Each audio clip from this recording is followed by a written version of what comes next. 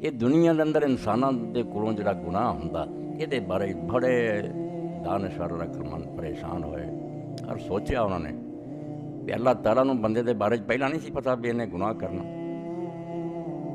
اگر یہ کیا جائے کہ انسان جڑا ہے گناہ اپنی مرضی نہ کرن لگ پیا تو اللہ تعالیٰ نے یہ بارے کوئی خبر نہیں سی پہلا بھی انہیں گناہ کرنا، تو اللہ تعالیٰ جاہل ہو جاتا، وہ عالم ہی نہیں پہ۔ اور اگر جانتا سی کہ کیا وہ قادر نہیں سی کہ شیطان نو بھی روک دینا تے انسانوں بھی روک دینا بھی گناہ نہ کرن دینا، یا بے بس ہے کہ انہوں ہرا کے انسان گناہ کرتا۔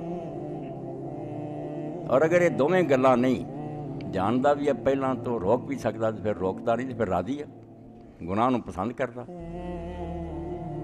خوش ہے بھی ہوندے رہن گناہ۔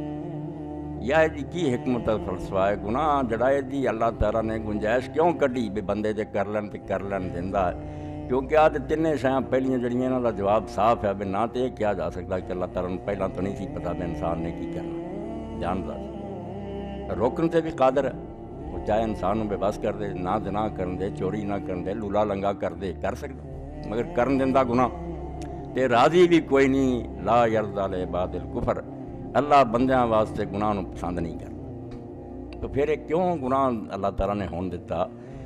اپنے منصوبے دے اندر دی گنجائش کیوں رکھی؟ اگر گناہ کرنا چاہے انسان تو چلو کر لے،